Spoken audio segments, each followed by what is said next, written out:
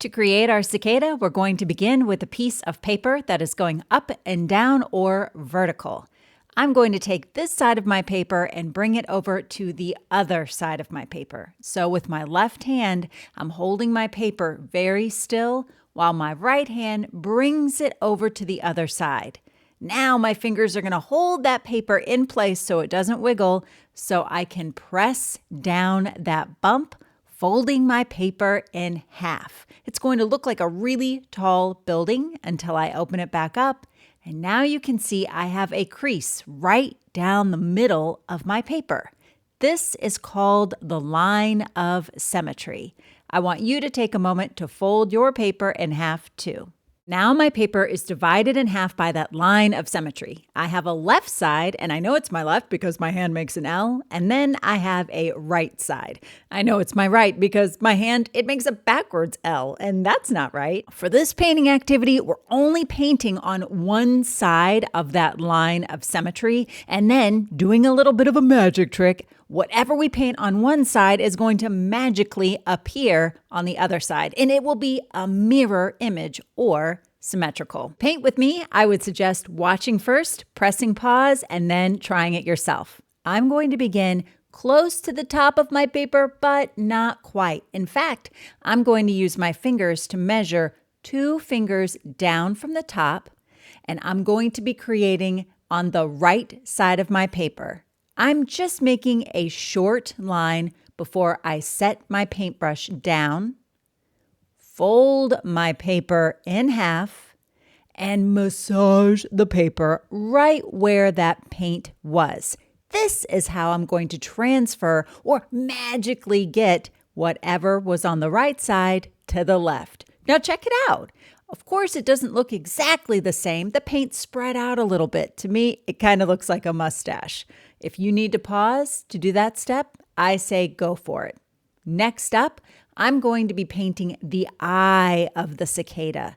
So I'm taking my time to paint a circle. It could also be an oval. If you accidentally fill it in, that's okay.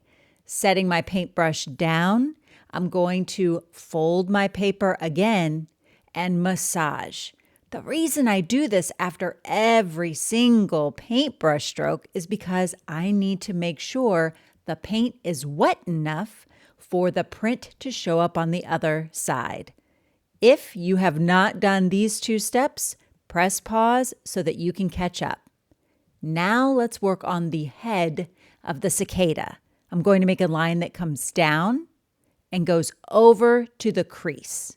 So I'm painting a line that goes down, and then the line is going to go over to the crease. You'll notice that when I put my paintbrush down, I let it rest on a paper towel. I learned the hard way when my paintbrush was rolling all over the place, making a mess, that this was a good idea. Have a place for your paintbrush to rest. It's important when you massage that paper to really massage where you just painted. That will help it to print on the other side. And now we have our cicada's head. Let's now work on the thorax of the cicada. And for this, it's easy. We're going to do the same thing we did for the head. I painted a line that came down, and now a line that goes to the crease or that line of symmetry. Paintbrush down and massage. You might have noticed as we're doing this that whatever we paint on one side is exactly the same on the other side. That's because our cicada is symmetrical. Now, if you don't like that the paint doesn't print exactly the same on one side to the other, you can do what I did and just fill it in a little bit. Now we're going to work on the wing, my favorite part of the cicada. Starting at the bottom corner, I'm going to put a tiny little dot. That is just a dot for me. It's called a guide dot. It's going to guide me so I know where to go.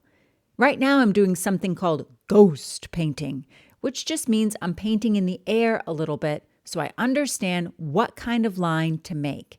My line has a little bit of a bend or a curve in it, But because this is such a long line, I want to make sure my paint is nice and wet so that it transfers or prints on the other side. How do you know if your paint is wet? If it's shiny on the paper, then it's wet. If it's no longer shiny, you might need to add more paint.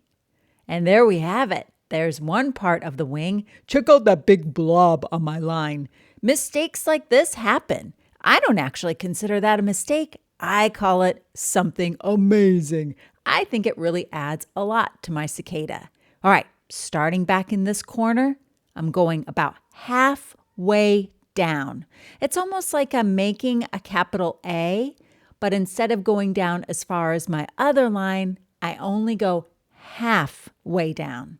Paintbrush down, fold it, and massage. Now, when I first got the idea to make a cicada, I thought, oh, it looks like it's too hard to draw. But like everything in art, if you take your time and go line by line, it's actually something we can do. I'm connecting these two lines with a curved line, not a straight line, not a curvy line, but a curved line, a line with a bend in it. Fold the paper back, massage, massage, massage, right where you painted that line, and open it back up. I made this mistake before where I massaged the paper and then left the paper closed. Don't do that. The paint will act like glue and stick the paper together. So always make sure to open it back up. I'm drawing a diagonal line in the wing with some lines that are coming straight down from that one. These are the parts of the wing, the different kind of skeletal lines that you see. So now I'm going to close this back up and massage. Now, if these lines don't show up very well on the other side, just like I mentioned before, you can always paint them back in.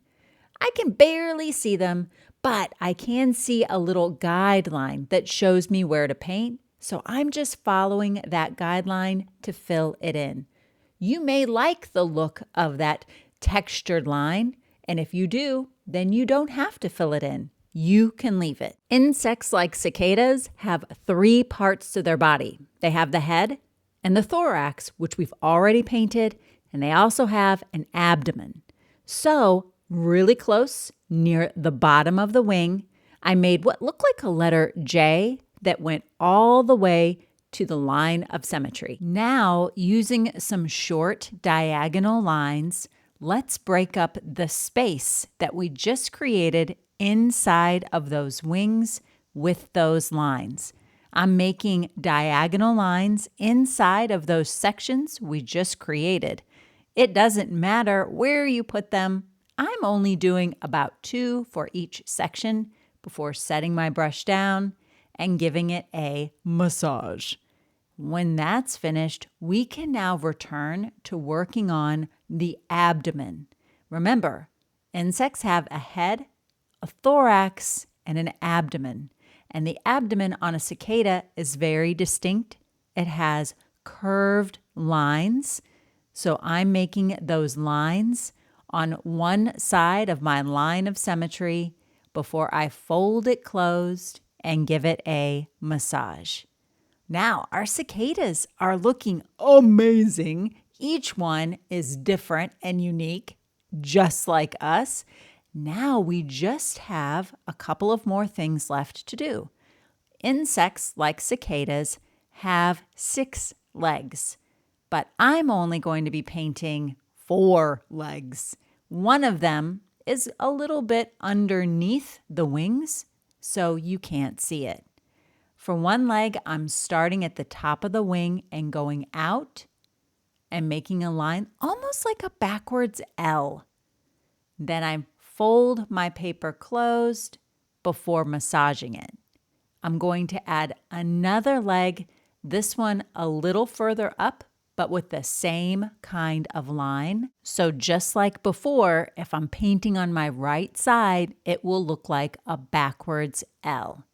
So now I will have 4 legs.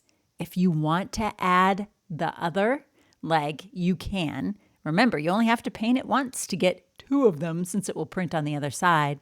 For me, I'm just adding a curve at the top for the antenna.